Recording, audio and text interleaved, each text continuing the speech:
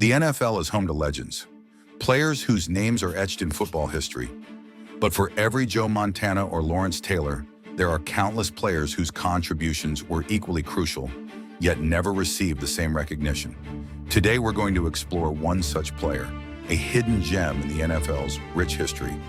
Welcome to the story of the most underrated NFL player of all time. Hey everyone, welcome back to the channel. In today's video, we're taking a deep dive into a player who, despite an incredible career, never got the credit he truly deserved. It's time we shine a light on his legacy. So who is it? Well, after looking through decades of NFL history, I've got one name for you. Ken Anderson, former quarterback of the Cincinnati Bengals. Ken Anderson played 16 seasons for the Cincinnati Bengals, from 1971 to 1986.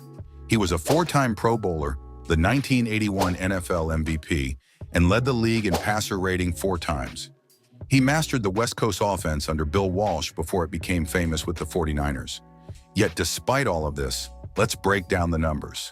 Ken Anderson threw for over 32,000 yards and 197 touchdowns in an era where passing wasn't nearly as dominant as it is today. To put that in perspective, Anderson retired with a higher career passer rating than Joe Namath, Johnny Unitas, and Terry Bradshaw. Yet Anderson is consistently overlooked when we talk about the top quarterbacks from his time.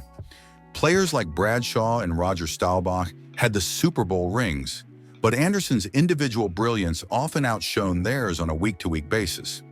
Anderson's finest year came in 1981, when he led the Bengals to a 12-4 record and a trip to Super Bowl 16.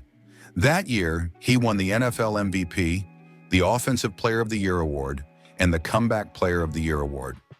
He threw for nearly 3,800 yards and 29 touchdowns, a monstrous total for that era.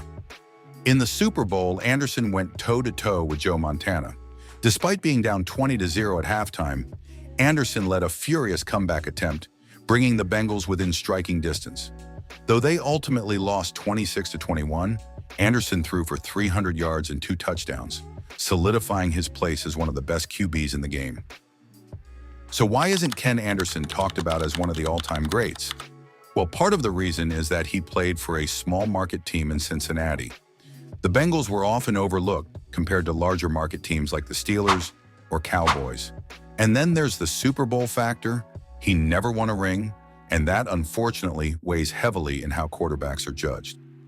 Quarterbacks like Terry Bradshaw and Joe Montana, who played on teams with legendary defenses and won multiple Super Bowls, overshadowed players like Anderson.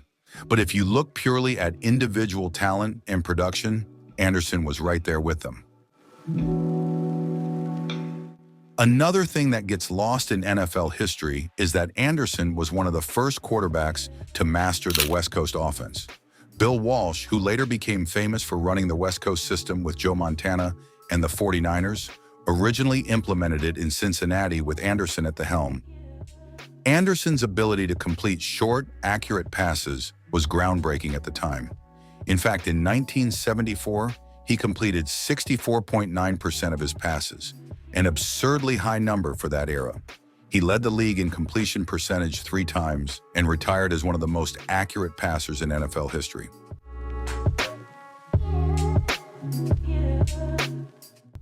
Now let's compare Ken Anderson to today's quarterbacks. In the modern NFL, where passing is far more common, Anderson's numbers still hold up. He had a career passer rating of 81.9, which might not sound amazing today, but it was elite in the 70s and 80s. If you adjust his stats for today's passing-friendly rules, Anderson would be putting up Pro Bowl numbers year after year. F. Anderson played in today's NFL, with spread offenses and rules that protect quarterbacks. He'd likely be a perennial All-Pro. His intelligence, accuracy, and ability to read defenses were ahead of his time, making him perfectly suited for today's game. Despite all of his accomplishments, Ken Anderson still isn't in the Pro Football Hall of Fame. And this is where the question of being underrated really comes into play. Anderson's resume checks all the boxes: MVP, All-Pro selections, top statistical seasons, and one of the best Super Bowl performances by a losing quarterback. There are plenty of quarterbacks in the Hall of Fame with lesser accomplishments than Anderson. He was better statistically than many of his peers who are already enshrined in Canton. But for some reason, Anderson continues to be overlooked. So what would Ken Anderson's legacy look like if he played today? Well, with his ability to run a precision offense, he'd fit perfectly in today's pass-heavy game. Think of Anderson as a mix between Drew Brees and Aaron Rodgers, accurate, cerebral, and capable of making every throw. If Anderson played in today's NFL, we'd likely be talking about him as one of the greatest to ever do it. His numbers would be even better in the modern game, and he'd be the face of any franchise lucky enough to have him. Ken Anderson is, without a doubt, one of the most underrated players in NFL history. His mastery of the game, his consistency, and his impact on the evolution of offensive football deserve far more recognition than they've received. It's time to put some respect on his name, and maybe, just maybe, we'll see him get the Hall of Fame nod he deserves. Thanks for watching. If you enjoyed this deep dive into NFL history, don't forget to like, comment, and subscribe. Who do you think is the most underrated player in NFL history? Let us know in the comments, and we'll see you in the next video.